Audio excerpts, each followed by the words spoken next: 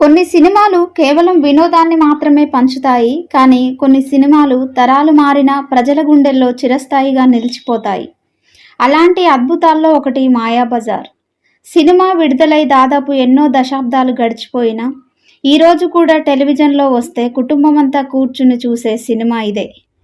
ఎందుకు అంటే అప్పటి కాలంలోనే అంత అద్భుతమైన గ్రాఫిక్స్ ఎలా చేశారు, ఎందుకు ప్రతి పాత్ర ఇప్పటికీ మనకు గుర్తుండిపోయింది, ఎందుకు 'మాయాబజార్'ను తెలుగు సినిమా గర్వంగా చెప్పుకుంటారు, ఈరోజు మనం ఈ వీడియోలో తెలుసుకోబోతున్నాం.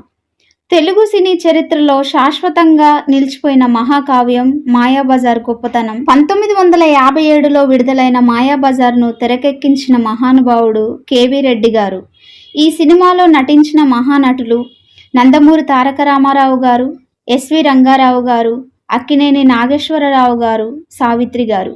ఆ కాలంలో సాంకేతిక పరిజ్ఞానం చాలా తక్కువ, కానీ ఆ పరిమితుల్లోనే ప్రపంచ స్థాయి సినిమాను రూపొందించారు. మహాభారతంలోని చిన్న కథను తీసుకుని దానికి హాస్యం, భావోద్వేగం, కుటుంబ అనుబంధాలు కలిపి అద్భుతంగా తెరకెక్కించారు. అభిమన్యుడు, శశిరేఖ ప్రేమ కథ చుట్టూ సినిమా తిరుగుతుంది. కానీ అసలు మాయ మొదలవుతుంది ఘటోత్కచుడు రంగంలోకి దిగినప్పుడు.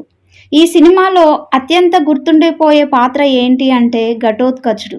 ఆ పాత్రలో ఎస్వి రంగారావు గారి నటన ఇప్పటికీ ప్రేక్షకులను ఆశ్చర్యపరుస్తుంది. ఆయన డైలాగు చెప్పే తీరు, ముఖ కవళికలు, హాస్యం, ప్రతి సన్నివేశం ప్రేక్షకులను కట్టిపడేస్తుంది. వివాహ భోజనంబు పాట వస్తే ఈరోజు కూడా అందరూ ఆనందంగా చూస్తారు. శ్రీకృష్ణుడి పాత్ర అంటే తెలుగు ప్రేక్షకులకు ముందుగా గుర్తుకొచ్చే పేరు నందమూరి తారక రామారావు గారు. ఆయన నటనలో ఒక దైవత్వం కనిపిస్తుంది. చిరునవ్వు, మాట తీరు, హావభావాలు ప్రతి ఒక్కటి శ్రీకృష్ణుడిని నిజంగా మన ముందుకు తీసుకువచ్చినట్టుగా ఉంటుంది.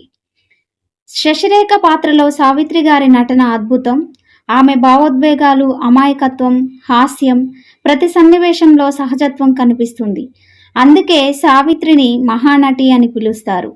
'మాయాబజార్'లో పాటలు ఇప్పటికీ ఎవర్ గ్రీన్.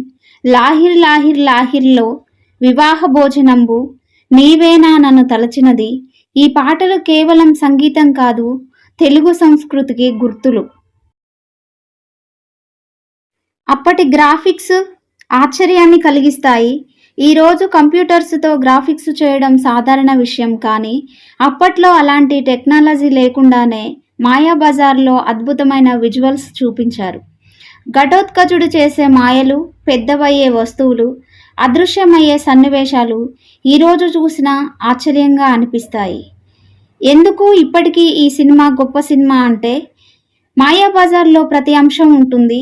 హాస్యం ఉంది, భావోద్వేగం ఉంది, సంగీతం ఉంది, సంస్కృతి ఉంది, అద్భుతమైన నటన ఉంది. అందుకే తరాలు మారినా ఈ సినిమా గొప్పతనం తగ్గలేదు. కొన్ని సినిమాలు కాలంతో కలిసి మాయమవుతాయి, కానీ కొన్ని సినిమాలు కాలాన్నే జయిస్తాయి. 'మాయాబజార్' అలాంటి అమర చిత్రం. ఇది కేవలం ఒక సినిమా కాదు, తెలుగు సినిమా గర్వం. తరాలు మారినా, సాంకేతికత మారినా 'మాయాబజార్' మాయ మాత్రం ఎప్పటికీ తగ్గదు. తెలుగు ప్రేక్షకులు ఉన్నంతకాలం 'మాయాబజార్' చిరస్థాయిగా నిలిచిపోతుంది.